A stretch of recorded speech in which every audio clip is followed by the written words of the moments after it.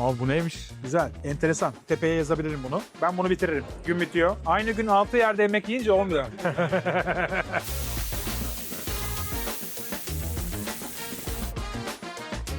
Sizdeki patates kaşık patates. Kaşık patates kullanıyoruz abi. Patates kabuklu olmalı abi. Tamam, bu böyle yenir biliyorsun. Düşündükçe şimdi bir 5 sucuk, bir de yanına pastırma. Güzelliğe bak, güzelliğe. Bak bak. Hayvan yemek yemekten yürüyemiyor. Biraz şişmiş. 2 yaprak daha koyuyorsun. Ben anlamadım, nasıl yaptın Abi onu? bir dakika, onu sen attın. Aduket yaptın bana. Son halini göstermeyelim. Abi gösterme. Ayıp olmasın. Evet.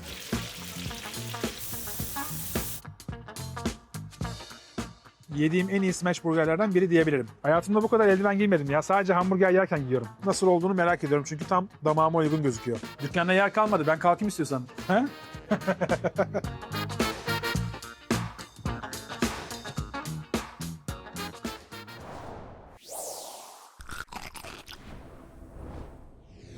Hepimizin hayatında hamburgerin özel bir yeri olduğunu düşünüyorum. Özellikle 80 kuşağı, 90 kuşağıysanız bilirsiniz ki hamburgerle büyüdük. Annemiz bize böyle normal yaptığı yemeklerin haricinde hamburger yaptığı zaman sokaktan oyunumuzu bırakıp eve koşardık. Benim için çok özel lezzetlerden bir tanesi. Eminim sizler için de öyledir. O yüzden bugün hamburger özel rehberi yapacağız. Anadolu yakasındaki 4 farklı hamburgerciyi gezeceğiz beraber. Bugünkü gideceğimiz duraklarda özellikle Amerikan konseptini çok fazla hissedeceğiz. 4 farklı hamburger durağımız var. Bunların hepsi birbirinden farklı. Ama genel olarak 2 tanesi Amerikan konseptiyle hazırlanıyor. Ben biraz daha bugün sulu köfteleri, birazcık daha böyle özel sosları, ekmeklerini kendi yapan işletmeleri göstermiş olacağım. İşlerinde bir tanesi var ki hayvanı bile kendi yetiştiriyor. Yani özel bir bölüm olacak sizler için. O yüzden vakit kaybetmeyelim. Bugün hamburger özel rehberiyle karşınızdayım. Video başlarken bir beğen butonuna basarsanız çok sevinirim. Ardından çıkan hype butonuna da basmayı lütfen unutmayın. Ve tabii ki abone değilseniz abone ol butonuna basarak da aramıza katılabilirsiniz. O zaman vakit kaybetmeyelim. Hamburger özel rehberi başlıyor.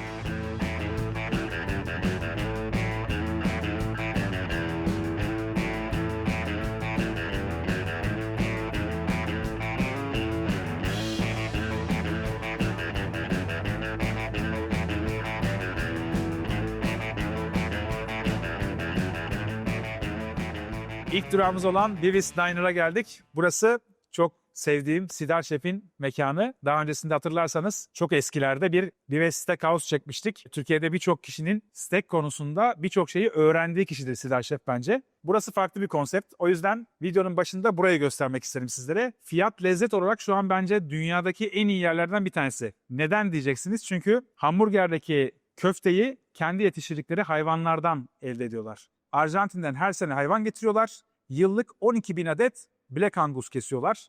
Aylık kesim oranı 1000. Yani muazzam bir rakam. Sadece burası için değil tabii ki. Başka yerlere de et tedariği sağlıyorlar. Aynı zamanda başka bir markaları daha var. Hemen yan tarafta ondan da bahsedeceğim. Ama öncesinde eldivenlerimi giyip hamburgerimi yemek istiyorum izniniz olursa. Bakalım sığacak mı ellerim.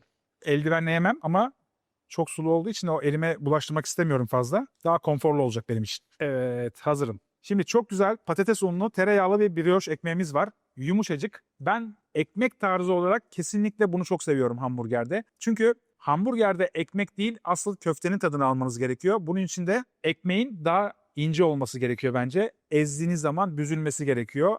İlk ısırığımı alayım, ardından devam edeceğiz. Abi bu neymiş? Bak Muhammed, sen benden önce yedin. Beni şu anda çok iyi anlıyorsun sen. Şu arkadan ısırmak istiyorum çünkü köftesi daha fazla burada.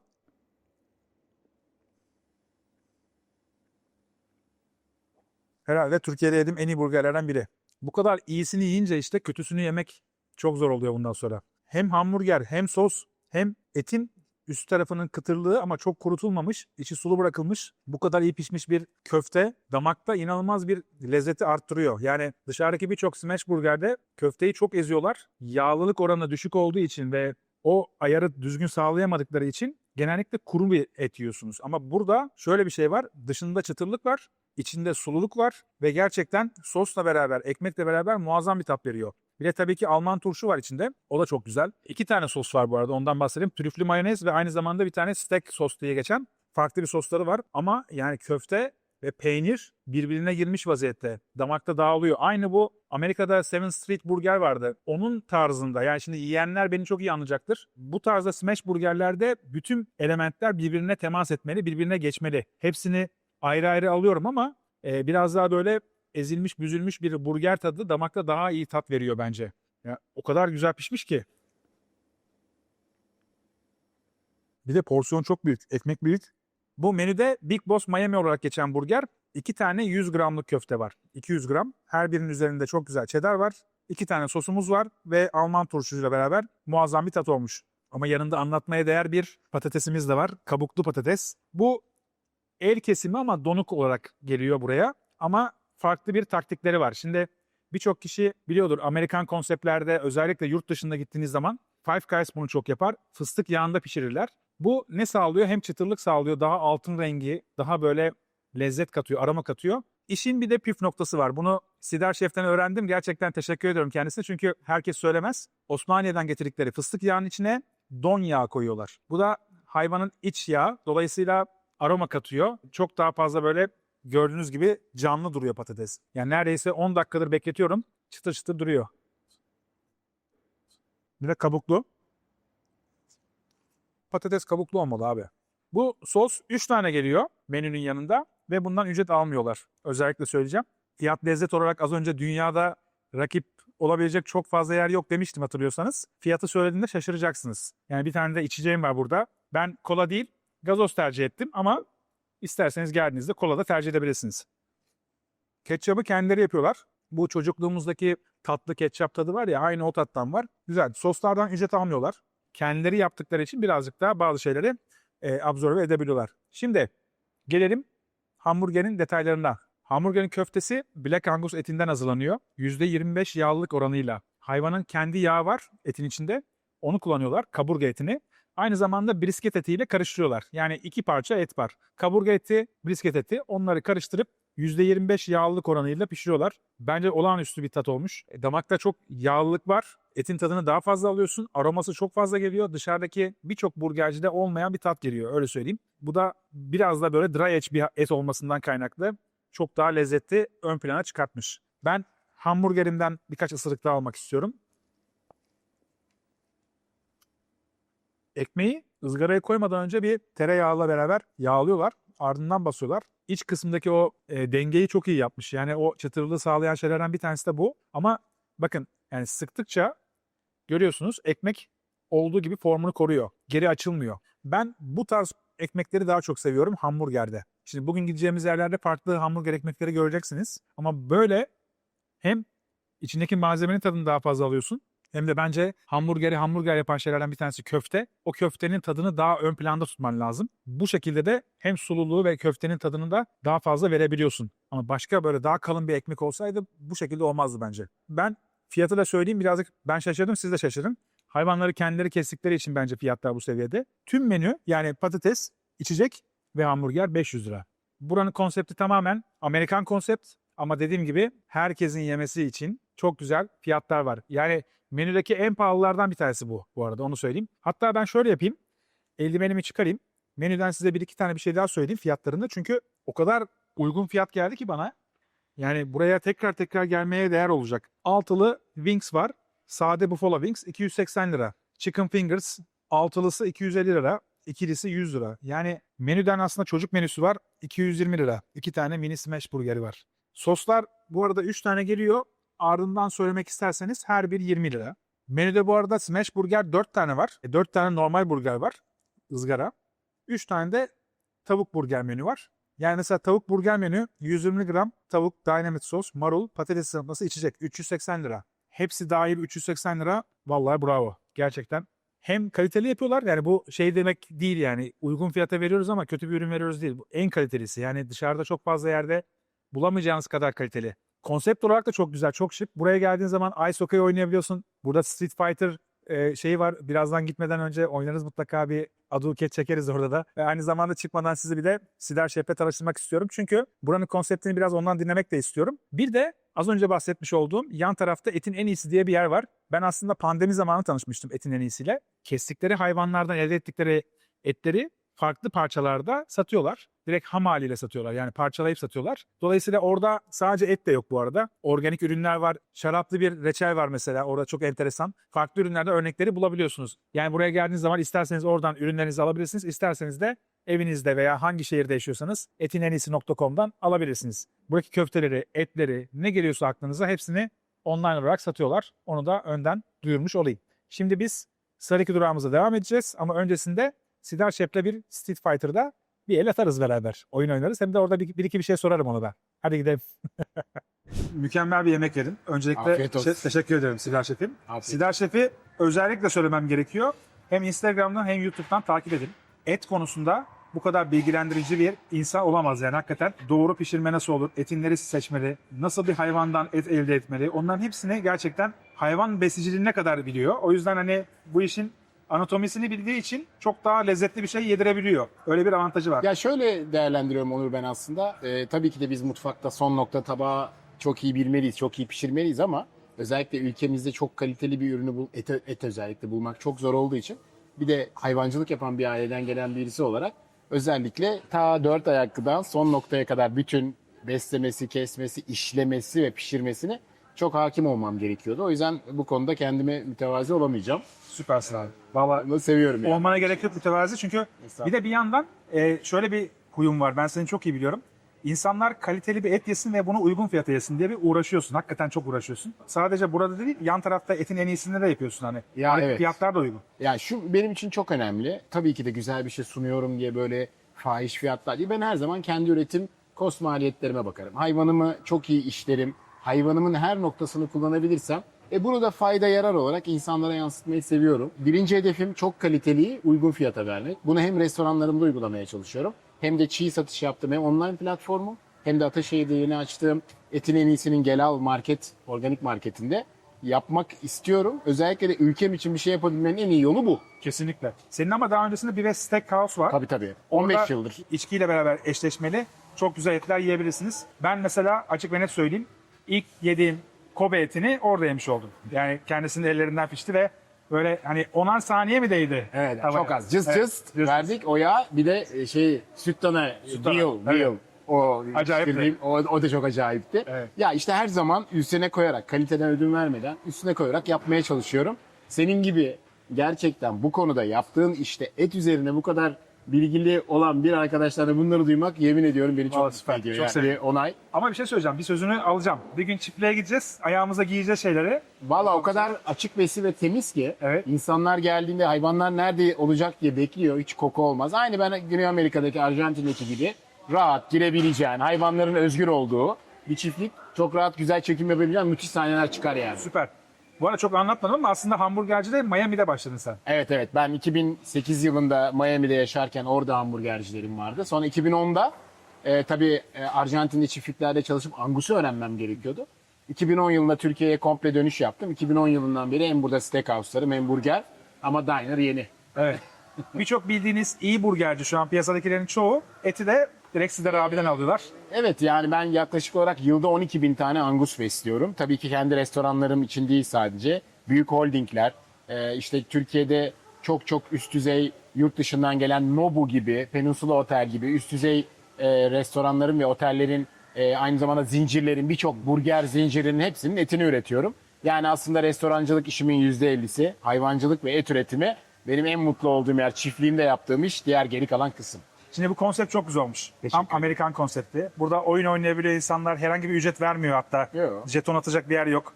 Orada ice hockey var. Onunla oynayabiliyor. Yani güzel konsept yapmışsın. Eğlence aslında unuttuğumuz bir şey bu. Eskiden Fame City vardı. Ah. Babamız bizi galeriye götürürdü. Orada bir yemek yerdik. Ardından Fame City'ye bizi bırakırlardı. 2 saat orada dolaşırdık. Oyunlarla. Şey çıkardı böyle. Şu an çocukluğuma dönmüş gibiyim. Bu konsepti başka yerlerde de devam edecek mi? Evet benim diner tabii Miami'de yaşarken de vardı. Buraya döndüğümde de hep aklımda kaldı. Böyle bir oyun alanım gibiydi benim için diner'ı yapmak. Çok şükür 2 ay önce ilk şubesini açtım. Şimdi Ataşehir'de ikinci şubesi. Hedefim 2026'nın ortasına kadar 10 tane şubeyi açmak. Çok güzel. Ama buradaki böyle hani restoranlar açayım bir sürü insan gelsin diye değil. Son zamanlarda her şey çok pahalandı. Doğru. Ben de bir et üreticisi olarak hem ekmeğimi, sosumu, etimi üretiyorsam bunu uygun fiyatlı, kaliteli bir ürün Türkiye'de herkesin yiyebileceğini göstermek istiyorum. Ve bunu da yaptığıma inanıyorum. Evet. Ve Bence yapıyorsun. fiyatlar nasıl? Abi fiyat inanılmaz ama benim için fiyattan daha öte bir şey var. Lezzet. Ben lezzetli olan bir şey için fiyatı sorgulamam. Ama hakikaten ben diyorum ya dünyada yoktur belki. Ya- Fiyat lezzet olarak bu rakamlarda içecek patates ve hamburgeri bu fiyatlara verebilen dünyada belki çok sayılıdır. Ya şu çok önemli bir şey. İlla iyi bir şey, kaliteli diye pahalı olmak zorunda değil. Eğer ki siz üretim gücüne sahipseniz, benim en büyük gücüm üretmek.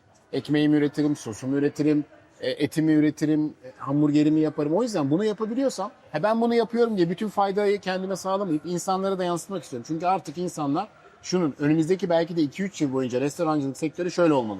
En kaliteliyi Evet. en uygun fiyata verebiliyorsanız başarılısınız. Evet, doğru. Hedefimiz bu. Çok güzel. Başlayalım mı oyuna? Haydi çocukluğuma değinememek istiyorum. Neyi seçeceksin abi? Ben Ryu veya Kenji'yim dedim. Tamam, ben de onları genelde seçiyorum. Öyle mi? O zaman Birini gel. sen seç, birini ben Tamam. seçeyim. Haydi bakalım bas. Kendi biliyorsun. Are you Ken diyor ya. Sen Evet. Ken misin diyor aslında. Tamam peki ben Yani- Ryu'yum o zaman sen de Ken misin bakalım. Tamam. Bütün tuşlara basma şeyi buradan geliyor zaten. Artık bütün tuşlara bastım deyimi. Evet, aynen. Aha bir dakika ben sen bir şey bir dakika, yaptım. Nasıl? Ben anlamadım nasıl yaptım Abi onu? bir dakika onu sen attın. Aduket yaptın bana. Vuruyorum bak. Kendime gelebilirsem. Kusura bakma Sıdır abi vuruyorum ama. Şöyle.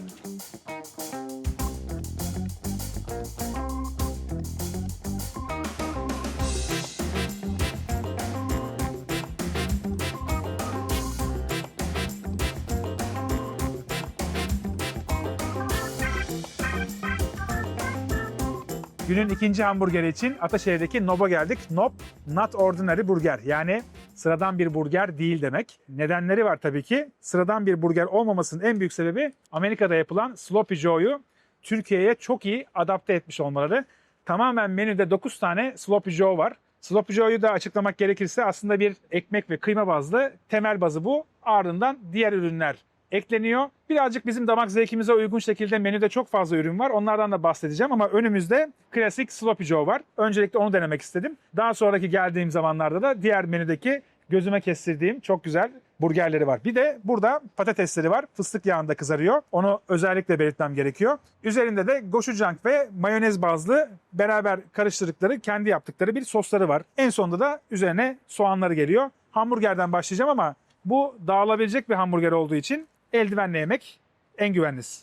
Evet, ilkini giydim. Hayatımda bu kadar eldiven giymedim ya. Sadece hamburger yerken giyiyorum. Bir de bulaşık yıkarken. Çok enteresan bir şey var. Öncelikle onu göstereyim size. Burada bir kaşıkları var. Neden olduğunu açtıktan sonra görüyorsunuz. Çünkü kıymalar dökülmeye başlıyor. Birazcık dağıtarak yenilen bir hamburger. Bence güzel çünkü bir şeyi ne kadar dağıtarak yersen böyle iştahlı yiyorsun, hızlı yiyorsun. Benim hoşuma gidiyor açıkçası. Çocukluğumuzda da bir şey yerken böyle sürekli dökerek yerdik ya. Hakikaten o şekilde bir burger. Bu aslında 1930'larda Amerika'da çıkan bir burger tarz olarak.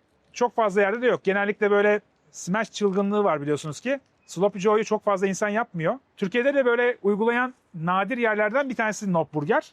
Merak ediyorum. Böyle bir güzel soslanmış, aynı zamanda cheddar'ı var. Birbirine karışıyor. Birazcık daha böyle ezerek, sıkarak damağa götüreceğiz. Başlıyorum. Ekmek yumuşacık. Burgere çok iyi eşlik ediyor. Tereyağı brioche bir ekmek. Tereyağı bazlı. Sıktığınız zaman geri formunu topluyor. İçi tabii ki çok özel bir detay var. Izgarada içini kızarttıktan sonra bir de ekstra olarak kendi yaptıkları, kendi yaktıkları tereyağdan kullanıyorlar. Brown butter diyebiliriz ona da. O tadı birazcık daha değiştiriyor. Garip geliyor şimdi mesela hani normalde alışık olmadığım bir tat geliyor. Daha böyle koyu, daha birbirine geçmiş tatlar var burada. Benim hoşuma gidiyor bu tarz açıkçası. Doğru söylemek gerekirse. Çünkü dediğim gibi yani Amerika'da birçok burgercide yediğin zaman bütün tatlar birbirine girmiş oluyor. Hepsini böyle ayrı ayrı köftesi, peyniri ayrı ayrı durmuyor. Hepsi birbirine giriyor. Bu da o tarzda burgerlerden bir tanesi ama kıyma enteresanmış. Biraz daha yiyeceğim. Güzel, enteresan. Şöyle kıymalı kısmını biraz daha bol aşağısı oraya dökülmüş. Oradan ısıracağım. Biraz döke saça ağzıma bulaştırarak yiyorum kusura bakmayın. Ama bu işin güzelliği de burada. Hamburgerin kıymasında %70 döş, %30 antrikot var. Normal şartlarda çok yağlı bir et biliyorsunuz ki. Evet yağlı ama etin tadının önüne geçmiyor. Bu smashlerdeki gibi ekstra yağ yok açıkçası. Yağlılık oranı olarak düşündüğün zaman böyle %15'lere falan tekabül ediyor diyebilirim bunun için. Çünkü tat genellikle et profili geliyor. Yani yağ profili gelmiyor. Sosla beraber birleştiğinde bana özellikle tatlı bir sos geliyor. İçinde turşular var. Turşuları da hazırlarken şeker kullanıyorlar. Dolayısıyla sosla beraber birleşince çok güzel olmuş. Biraz farklı. Normalde alışık olmadığımız, günlük hayatımızda yemediğimiz tarzda bir burger. Yani nasıl söyleyeyim? Et tadı aldığın ama şekerli gelen, bana özellikle şekerli gelen ama ekmeğiyle beraber bütünlük olarak düşündüğünde çok güzel bir yemek. Yani ben burger yiyecek olsam, biraz farklı bir şey yemek istiyorsam buna her zaman şans veririm. İçindeki brown butter da damağın üstüne, altına, her yerine geliyor ve tadı birazcık daha farklılaştırıyor açıkçası. Bu dışarıdaki birçok burgercide alamayacağınız bir tat. Onu özellikle söyleyebilirim. Menüde klasik Sloppy Joe'nun haricinde 8 tane farklı ürün daha var. Onlar içinde mesela kokarca var. O çok enteresan. Tokat'taki Aşık Baba'nın sucuğu, Kastamonu'daki Tabakoğlu'nun pastırması. Yani içinde ne istiyorsanız güzel şekilde var. Yani bunun içinde onları da hayal ettiğimi düşünüyorum şimdi. Gerçekten lezzetli olabilirdi. Damakta umamiyi daha da böyle arttırırdı. Ben klasik olanı denedim ama siz geldiğinizde bence menüdeki diğer ürünlere de bir şans vermeniz lazım. Yanındaki patatesi de bir tadına bakayım. Patates taze kesim değil ama kabuklu ve donuk olarak geliyor ama yine de güzel bir ürün. Aynı zamanda pişme derecesine kadar, saniye süresine kadar tutuyorlar. Ondan dolayı hep aynı standartta yiyorsunuz. Fıstık yağıyla kızarması yine çok önemli. Normal kızartma yağına göre çok daha lezzetlendiriyor ve yine bu altın sarısı kıvamı da elde edebiliyorlar. Üzerine koydukları gochujang sos, mayonezli, biraz acı sos. Yani böyle damakta acılık veriyor ama mayonezle açtıkları için rahatsız etmiyor. Ve en sonunda da bir soğan dokunuşu var. O da ben seviyorum açıkçası patatesle. Yine bak farkındaysan Muhammed, üzerime dökmeden yiyorum yani. Bu kadar başarılıyım. Yani normalde bunun dökmeme şansı yok. Elimle yiyor olsaydım her yere bulaşmıştı. Mesela sadece kıymasının tadına bakayım bir. Çok güzel. Yumuşacık. Ve çok doğru pişmiş. Çift çekim yapıyorlar. Onu da özellikle söyleyeyim. Bir tık belki çift çekimde suyunu kaybetmiş olabilir ama yani yumuşacık. Tadı çok güzel geliyor ve yağlılık oranı çok doğru. Burası bu arada 1 sene öncesinde açılmış. İlk olarak paket servis olarak Ataşehir'de başlamışlar. Mayıs ayındaysa burayı fiziki olarak açmışlar. Yani çok çiçeği burnunda diyebiliriz. Daha 1 senesi dolmamış. Çiğdem Hanım mutfakta. Seyahat etmeyi seven bir insan tabii ki dışarıda yemek yediği zaman belli bir lezzet profiline ulaşmış oluyor. Amerika'da Sloppy Joe'yu görüyor. Türkiye'de uyarlamak istiyor. Diyor ki ben bunu Türk lezzetleriyle, yani kendi ürünlerimizle beraber hazırlasam çok güzel olur. Çünkü kıymayı hepimiz çok seviyoruz. Ekmeği de seviyoruz. Güzel bir ekmek yaptırıyor arkadaşına. Kendileri yapmıyor ama dışarıda bir yere tereyağı bazlı brioche ekmeği yaptırmış oluyorlar. Diğer bütün malzemeleri kendileri hazırlıyorlar. O yüzden ben beğendim. Farklı bir konsepte, yani burger konusunda yeni bir tada açıksa damağınız, bunu denemeniz için Nob'a gelmenizi tavsiye ediyorum. Güzelmiş. Ben ama bir dahaki geldiğimde özellikle kokarcayı deneyeceğim. Merak ediyorum. Çok damağıma uygun tatlar çünkü. Düşündükçe şimdi bir bez sucuk, bir de yanına pastırma, acayip olur. Adisyonu söyleyelim, ardından sıradaki durağımıza devam edelim. Adisyonumuz geldi. Klasik Sloppy Joe. 130 gram içinde et var. 355 lira. Gochujang soslu patates kızartması 190 lira. Ayranımız var 55 lira. Toplamda 600 lira. Ben burayı tamamladım. Sıradaki durakta birazcık daha cadde tarafına gidiyoruz. Orada görüşürüz.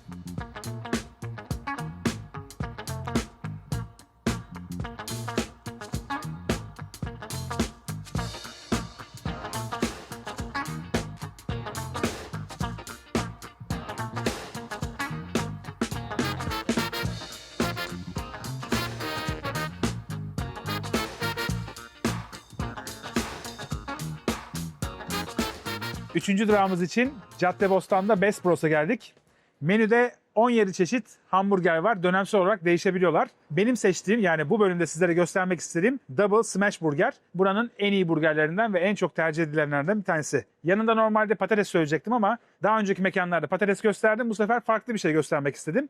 Burada mısırımız var. Burada panelenmiş turşumuz var. Burada da reyhanlı limonatamız var. Önce hamburgerden başlayalım isterseniz. Ardından diğerlerini de anlatmaya başlarım. Şimdi form olarak çok canlı bir burger. Yani nasıl anlatayım? Şu ekmeğin üstünü görüyorsunuz. Bu buharda böyle parlaklaşıyor birazcık daha. Dana kaburgadan yapılan 2 tane 70 gramlık köftesi var. Aynı zamanda köftelerin üzerinde de birer tane cheddar var. Kendi yaptıkları bir sos var. Hamburgerin içindeki sos Japon mayonezi Kewpie'den yapılıyor.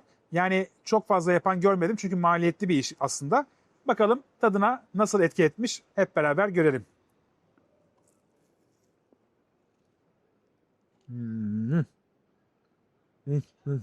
Abi bu smash'te biz bence birçok ülkeden daha iyiyiz. Çünkü etimiz lezzetli. Bir de formülasyon çok iyi bizde. Birazcık ağzıma bulaştırdım gene. Tamam, bu böyle yenir biliyorsun. Buna değer. Buna değer aynen. Bugün yediğim bütün burgerlerden daha yağlı. Yağını içinde hapsetmiş ve şu an gördüğüm kadarıyla sıktıkça böyle etin içindeki sululuk ortaya çıkıyor. Evet, sabah yediğim Bibes de çok lezzetliydi. Bu da çok lezzetli. Yani forma baksana. Hakikaten ekmek böyle buruş buruş olduğu zaman hakikaten ben çok seviyorum. Çok doğru formülasyon. Yani birebir köftenin tadını alıyorsun. Mesela bak, tutuyorum. Yağları akıyor aşağısına. Görüyor musun? Aşağı doğru tuttuğumda. Gerçekten yağlı bir köfte. Sadece kaburga. Bak. Sıkmıyorum şu anda. Tutuyorum sadece. Hop.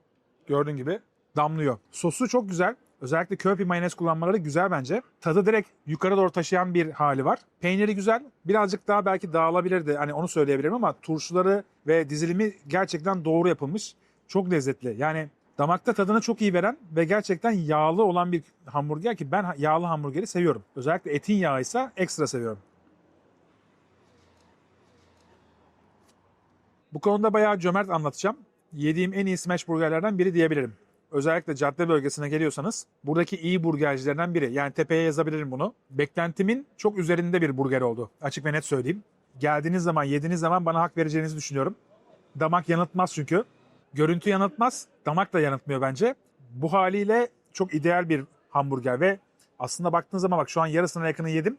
Ona rağmen ağır bir hamburger. Doyurucu özelliği de var. Bir ısırık daha alacağım, ardından mısıra geçeceğim. Çok iyi. Gerçekten çok güzel burger. Hemen bir sıvı takviyesi. Güzel. Burada bir mısırımız var. Bunu birazcık farklı hazırlıyorlar. Normal şartlarda birçok yerde görmediğimiz tarzda. Öncelikle mısırları bu hale getirip donduruyorlar. Donmuş mısırı çıkarıp fritözde kızartıyorlar. Ondan da çıkartıp üzeri pürmüzleniyor. Birazcık daha rengi değişmiş oluyor. Sonrasında parmesan ekleniyor. Köz paprika, kimyon, köri, birazcık böyle farklı baharatlar eklenmiş oluyor. En sonunda da maydanoz ekleniyor. Tadına bakıyorum. Nasıl olduğunu merak ediyorum. Çünkü tam damağıma uygun gözüküyor.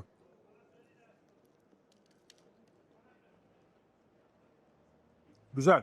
Bu mesela böyle kaburga eti veya pastrami ile böyle gidebilecek tarzda bir ürün. Burada aynı zamanda çok iyi pastrami de var. Onu özellikle belirtmem gerekiyor. Muhammed, sen yersin değil mi? Abi severiz ya. Seversin tabii. Muhammed pastramiye alıştı benimle beraber. İlk defa yemiştin değil mi o zaman? Evet. Ha, bugün de ikinci olur artık. Sana da bir pastrami yaptırırız. Burada 14 gün brine edilmiş, gerçekten iyi dinlendirilmiş bir pastrami var. Geldiğimde de tadına bakmıştım. Birazcık böyle sulu, aynı Kastaki gibi yağlılık oranına sahip bir pastrami. Açıkçası Türkiye'de bu kadar iyi yağlanmış bir pastrami çok fazla görmedim. Geldiğiniz zaman onu deneyebilirsiniz. Muhammed ondan yiyecek. Bu çok güzeldi. Ayırıyorum. Günün devamında çünkü bir tane daha hamburgerimiz var. Burada da çıtır çerez. Gerçekten televizyon başında sürekli ye böyle arka arkaya götürebileceğin çok güzel bir atıştırmalık var. Dilimlenmiş turşuyu nişasta bazlı bir paneye bunu batırıyorlar, ardından kızartıyorlar. Bence bu şekilde acılı bir mayonezle de çok güzel gidiyor. Bundan yalnız en az 2 tabak yerim maç karşısında. Çok güzel. Yani sadece hamburger değil, yanındaki ürünler de çok güzel. Eğer böyle bir cheat day yapacaksan doğru yerlerden bir tanesi. Best Bros'u gerçekten beğendim. Buraya ilk defa geliyorum ama sonuncu olmayacağına eminim. Bundan sonra sık sık geleceğim. Adisyonu söyleyelim. Hesabı söyledikten sonra son durağımıza devam ederiz. Adisyonumuz geldi. Double Cheeseburger Smash 510 lira. Mısır cipsimiz var 180 lira. Kızarmış turşumuz var 70 lira. Ev yapımı reyhanlı limonatamız var. O da çok güzeldi. 90 lira. Toplamda 850 lirayla son durağımıza devam ediyoruz. Caddeden birazcık yürüyüşle gidelim. Biraz da eritelim. Olur mu Muhammed? Ama öncesinde sen pastramiye. Hadi bakalım.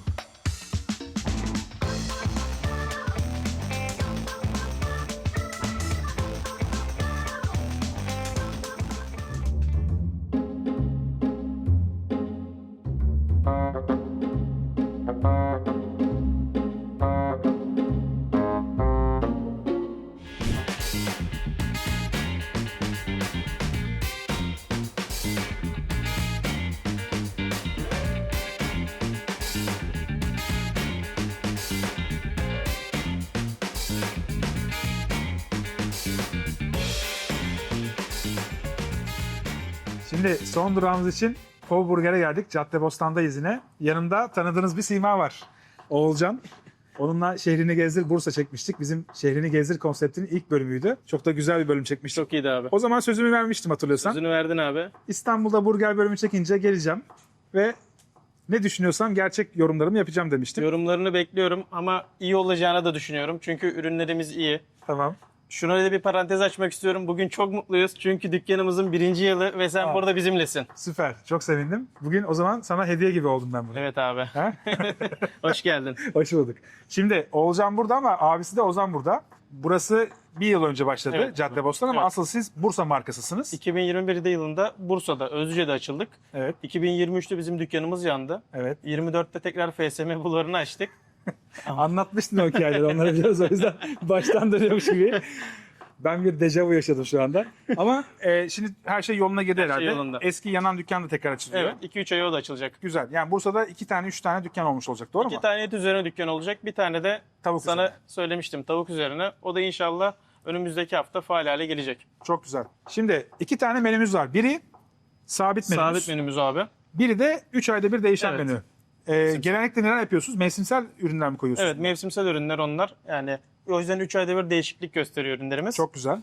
Sabit menümüzde 6 tane et, 2 tane tavuk, 2 tane de sosis ürünümüz var. Tamam. Çok güzel. Burada Mevsimselde de 2 tane et ürünümüz var. 2 tane hot dog var. Aslında daha çok yerel peynirleri kullanarak yani. Yerel peynirler. Çok güzel. Yani yerli ürün kullanmanız çok önemli ama bir yandan da ben demin gördüm bir herkes parmesan kullandığını iddia ediyor ama başka ürünler. Orijinali burada abi, tam yerindesin. Orijinali burada. Aynen. 24 ay dinlenmiş Parmigiano Reggiano peynirimiz. Çok güzel. Onu kullanıyorsunuz. Evet. Tamam, süper. Peki ne yiyeceğim ben? Abi burada ben senin miso yemeni istiyorum. Tamam. Neden? Çünkü Japonya'dan yeni geldin. Evet. Miso'yu özlemişsindir diye düşünüyorum. Özledim. O yüzden sana miso vermek istiyorum. Tamam. Miso mayonez, acı biber reçeli. Çıtır soğanımız Tamam. ve isti çerkez peynirimiz. Çok güzel. Tam böyle aslında Çerkez peyniriyle böyle biraz daha isti tatlar. Acı biber reçeliyle umamiyi yükseltiyorsun. Miso mayonezle de tabii ki damağa vuruyorsun en son. Evet. Peki reçeli siz mi yapıyorsunuz? Evet abi, kendimiz yapıyoruz. Güzel. Tamam. 120 gram burger köftesi 120 var. gram köftemiz. Sizdeki patates kaşık patates. Kaşık patates kullanıyoruz abi. Çok güzel ya. Vallahi özlemişim seninle video çekmeyi. Birbirimizi onaylayan çok güzel bir böyle grafikte gidiyoruz. Şey gibi. Burası Pov Burger. Evet, burası Pov Burger. Peki Pova geldiklerinde insanlar özellikle burger haricinde ne yemeliler bir de? Tavuk mesela senin çok övdüğün bir şey. Tavuk bizim çok övdüğümüz bir ürün abi. Çünkü tavuğu biz bir gün öncesinden salamuraya yatırıyoruz. Tamam. Salamurada dinlendirdikten sonra veriyoruz ve bu limitli. Yani tavuğumuz bittiği gibi arkadan tavuk alıp vermiyoruz. Anladım. Ya o güne özel bir ürün. Anladım. Bir prosesi var yani Evet, uzun evet. süre. O bitmeden asla vermiyoruz ürünü. Anladım. Çok güzel. Peki o zaman miso Miso verelim abi. menü alayım. Menü. İçecekli, patatesli. Tamam. Güzel. Trüflü, Bugün artık parmesanlı maydanozlu. öyle mi? Tabii, tabii. Üzerine. Evet. Tamam. Trüflü, parmesan ve maydanoz Maydanoz, üzerine. evet. Tamam. Ondan da o zaman alayım. Ardından tadına bakayım. Tamam abi. Ama gerçek yorumlarımı yapacağım. Söyleyeyim. Tamam. Tamam. Süper. O zaman masada görüşürüz. Siz mutfakta hazırlığını yapın.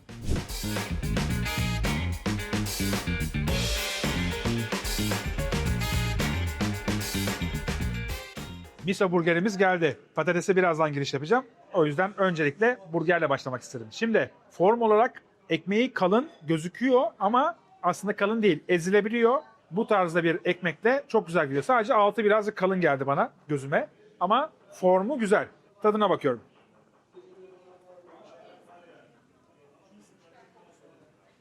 Vay güzel. Bugün hep smash yedik farkındaysanız. Bu smash değil. Normal bir hamburger köftesi. 120 gramlık bir köftesi var. Dana pancetta ve dana kaburga etinden. Yani yağlı ve yağsız iki farklı eti kullanıyorlar. Tuz, karabiber var. Asıl köftenin formu bu aslında. Ekmekte özel bir dokunuş var. Ekmeği kızartıyorlar ama birazcık kızarttıktan sonra iç kısmına sade yağ da ekliyorlar. Sade yağ çok bence lezzeti arttırıyor. Normal tereyağı göre daha umamisi yüksek. İçinde miso mayonezi var. Kendi yaptıkları acı biber reçeli var. Dolayısıyla bunlar birleştiği zaman bir arada çok daha farklı bir tat veriyor. Ortaya doğru gelmem lazım biraz daha. Çünkü biber birazcık daha ortada kalmış. Güzel. Ekmek sanki böyle bulut gibi. Yani varla yok arası. Çok büyük gözüküyor ama sıktığın zaman küçücük kalıyor. hamburgeri tutmaya yarıyor. Ve çok sulu bir köfte. Sosla beraber bak gördüğünüz gibi şu an akıyor. Açık ve net söyleyeceğim. Beğendim. Oğulcan sınıfı geçti.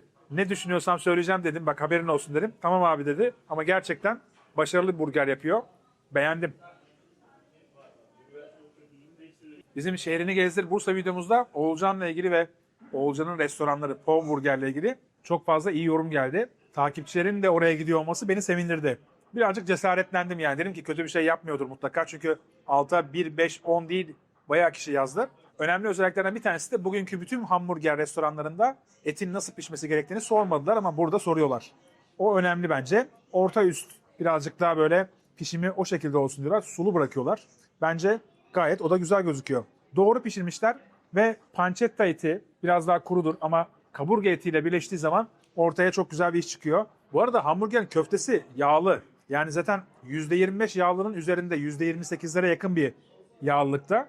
Ben bu dengeyi çok seviyorum. Yani çok aşırı yağlı sevmiyorum. Az yağlı da sevmiyorum. Tam ortasında olması lazım. Bu dengeyi sağlayan işletmeler bunlar. Ve eminim bugün gittiğimiz işletmelerin birçoğunu böyle yani tabii ki sosyal medyadan görüyorsunuzdur ama showman sosyal medya hesapları olmadıkları için çok fazla influencer'a da hatta hiçbir şey yapmadıkları için bundan dolayı çok fazla göz önünde değiller. Belki ilk defa duyuyorsunuzdur, belki daha önceden duymuşsunuzdur ama mutlaka gelip yemeniz lazım. Bu dördünde de hepsinde de memnun kaldım. Hepsinin tarzı farklı çünkü. Hepsinin ekmekleri, sosları özel. Hepsi kendileri yapıyor. Yeni yaptıkları başka ürünler oluyor. Mesela o pane turşu mesela çok özeldi bence. Buradaki patateste de Parmigiano Reggiano kullanıyorlar 24 aylık. Bunu da hazırlarken en alta birazcık patates koyup üzerine parmesan ekleyip bir daha patates koyup tekrardan parmesan ekliyorlar. Yani bu ne sağlıyor? En üstte parmesan var, alttakilerde parmesan kalmıyor demiyorsun. Tamamen dolduruyorlar. Bunu da artı 25 lira olarak sunuyorlar. Eğer parmesansız isterseniz menüde sade patates olarak sunuyorlar. Ama parmesanlı ve maydanozlu isterseniz artı 25 lira fark var ki bence orijinal parmesan için gayet uygun fiyat. Ben bunu bitiririm. Gün bitiyor. Yiyeceğim bunu. O ne? Smash. Smash mi? Ketçapı kendi yapıyor. Öyle mi? Ekmeği sadece bir tık soğuk, tadına bak sadece. Birçok yerde tek burger yedim. Sizde ikinci burgerin tadına bakacağım. Çok güzel gözüküyor. Ketçap. Çift köfte mi? Evet abi 60-60 smash. 60-60 smash. Üzerinde cheddar her birinde ve marulu var. Bir de kendi yaptıkları ketçabı var. Ketçap böyle tatlı bir ketçap mı? Tamam. Deniyorum. Altta turşu var. Bayağı da sulu. Bir tek eleştirim olabilir. Smash ile marulu ben birbirine yakıştırmıyorum. Hatta ilk defa yapan sizi gördüm. Belki marulsuz daha iyi olabilir. Ama farklı bir yorum. Genelde Smash'te bu kadar tatlı bir ketçap kullanmıyorlar. Çünkü daha karamelize tat istiyorlar.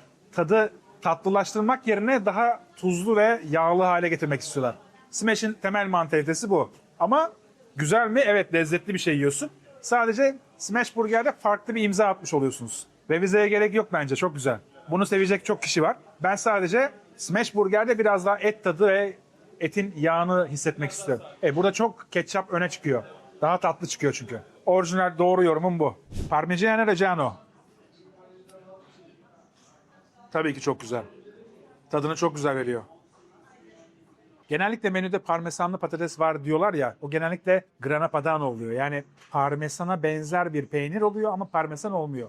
Grana padano aslında fiziken benzese de lezzet olarak parmesanla alakası olmayan direkt Parmigiano Reggiano olması lazım. Burada 24 aylık kullanıyorlar. Özellikle sorabilirsiniz. Grana padano mu kullanıyorsunuz, Parmigiano Reggiano mu kullanıyorsunuz? Bunu söylemeniz durumunda size vereceği cevaba göre fiyat zaten fark edecektir. Eğer Grana Padano ise ucuzdur genellikle. Bu bilgi benden size özel olsun. Bunu mutlaka kullanın bence gittiğiniz yerlerde. Parmesan koyuyorum dediklerinde çoğu zaman yanıltmış oluyorlar. Dükkanda yer kalmadı. Ben kalkayım istiyorsan. He? Genel olarak burger çok güzel. Miso tadını çok alamadım. Açık ve net söyleyeyim. Sen Japonya'da çok iyilerini yediğin için abi biz Türkiye'dekileri kullandığımızdan dolayı. Japonya'da çok ilerini yerim. Türkiye'dekiler seni kesmez abi diyor. Miso tadındansa acı biraz daha baskın geliyor.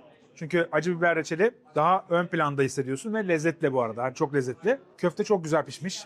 Köfteyi pişirirken üzerine isti çerkez peyniri koyuyorlar. Onun da üzerine bir kapak kapatıyorlar. kendi sıcaklığıyla eriyor.